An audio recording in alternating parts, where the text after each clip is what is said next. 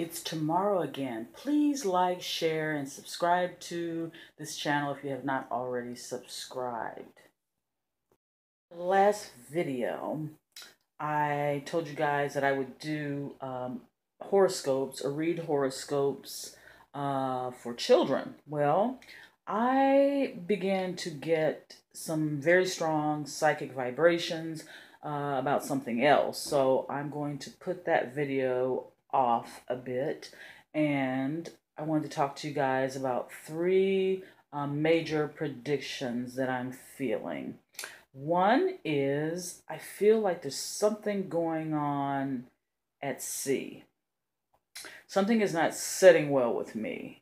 It's almost a cross between, you know, you have a hunch about something. You're not really sure how that hunch is going to play out, how that actual prediction is going to play out. I mean, we all have hunches. It doesn't even have to be psychic feelings, just a hunch. Or at this time, that's what it feels like. It feels like a hunch, like there's something going on in the ocean or in the sea. And it involves, I feel like it's a ship. I see a light gray ship. I believe that's what it is. And I could almost make out numbers on the side of it. But I don't think I should necessarily go there right now. But for right now, that's what I see. There's something going on, or something that will go on, some big happening that involves a ship. I feel like I see dark waters, almost as if it's a storm. And this is something that will be coming up relatively soon. Another thing, sometimes when I predict things, sometimes, especially when it's something that I'm not able to touch or feel or really sort of zone into in a more intimate way, such as predicting earthquakes, predicting storms, predicting certain acts of nature. Sometimes for me, it can be a challenge, and I'm not really sure the details, but I do know that for my first prediction, I feel like there's something that's going on, or that will be going on in the ocean or in the sea, in a huge body of water. And it feels like a stormy situation. It feels almost combative in a way. At this time, that's really all I see. I see it, I feel it strong enough. The energy is there. I feel it strong enough to tell you guys the little bit that I have shared with you. And like I said, if I sense anything more detailed, I will definitely let you guys know. But I have this sense of the calm before the storm regarding this.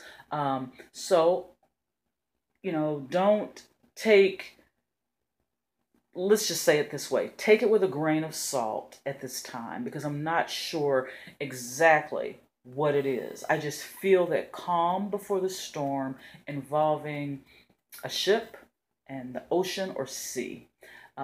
And it feels combative in a way. So, my second prediction, something that has been swirling around, the energy has been swirling around for me, is I see a mudslide, like and I'm almost certain that this will happen somewhere in Asia. I'm not even sure what part of Asia, but I sense there will be a mudslide. Now, this may have already happened. Sometimes, as I was going to say earlier, sometimes I can see things psychically, but it's already happened. I wasn't aware that it happened, but it just so happened it has happened. It's just like when you give someone a private personal reading, you can see things from their past. You can sometimes tune into their past, even when you're trying to see their future, or when you're trying to see their here and now. So in these types of predictions, sometimes it could be something that has already happened but I'm not aware of. So always take these type of predictions with a grain of salt. I don't profess to be the perfect psychic, but I do know that once I feel this energy, once that energy starts to flowing through me, I can tell you without a doubt that it is real. It is either just happened or will happen in the future. As I say, these types of energies have not been, really figured out scientifically. Each psychic believes what they believe, and their process is different, and sort of out there on our own, because there's no, that I know of, there's no sort of state overseeing psychics or educational requirements or really in depth testing. I mean, there's been some testing, but I mean in depth. As a matter of fact, that's one of my dreams, to actually prove without a shadow of a doubt that each and every one of us has what's called or referred to as ESP, extrasensory perception. Every one of us has that ability. Some of us, because we have used it more, because certain life experiences, we have conditioned our brain to be more receptive. We are used to using that part of our brain, and it's very, very, very easy. It's second nature. Most psychics who use this part of their brain, most people who use this part of their brain can easily hone in to another person's energy. And I hate to repeat myself, but when you're reaching for something that you can't touch, you can't feel, it is so far away, the accuracy really goes down. At least that's the case for me. Now, giving a one-on-one reading over the phone or in person or even email, that's very easy. Any psychic can do that. Most people can do it if they practice enough. If you're trained enough, you can learn to pick up on these energies. Now, the trick is to interpret what you've picked up. That requires lots and lots and lots of practicing, giving lots and lots of readings. I consider myself what is called a master psychic. I have given readings for way over 25 years. I've given readings to probably thousands of people in my lifetime. So I will admittedly tell you that the further you're reaching to see world predictions, weather-related things, predicting someone that you don't have any contact with, their energy is so far away. Not in the case of talking to someone on the phone. That's not what I mean. It would be the case of, for example, if someone asked me to do a reading on Donald Trump, our president.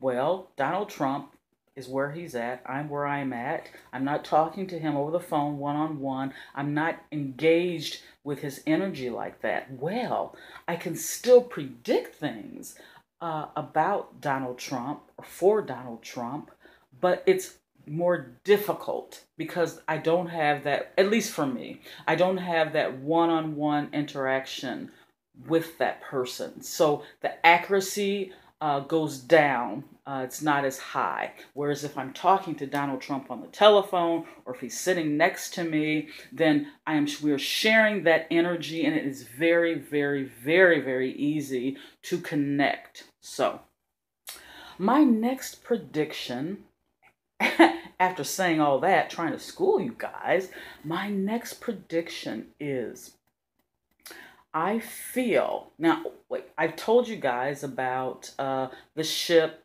and the ocean or sea and the storm and the combative energy around that.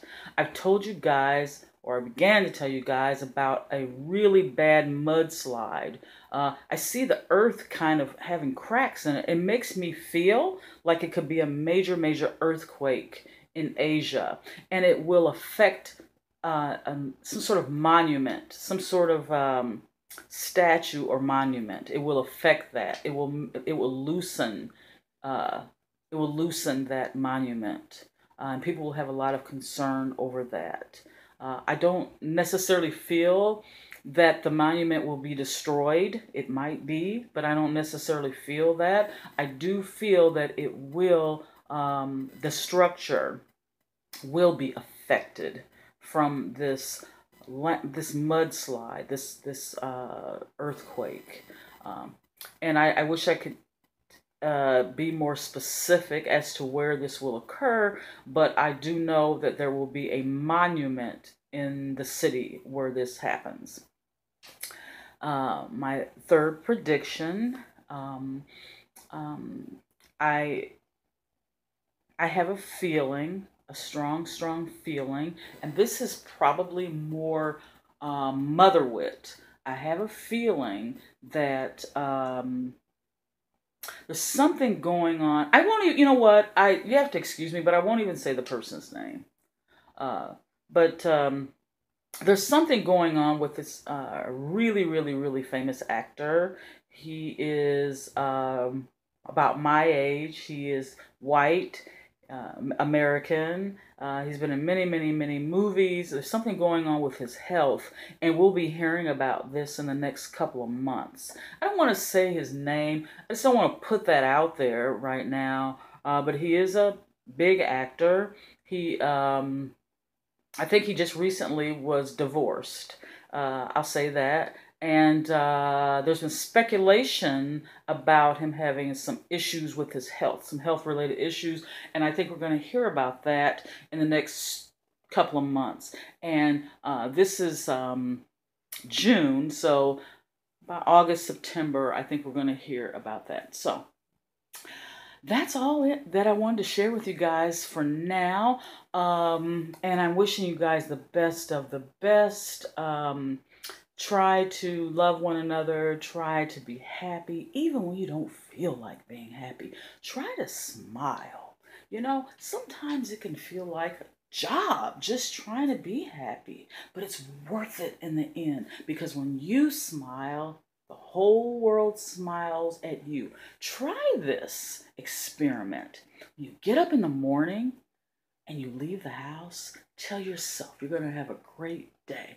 Approach the day with a smile, and I guarantee you the majority of the day, the world will smile back at you. This is Tomorrow again. I'm wishing you guys the best of the best.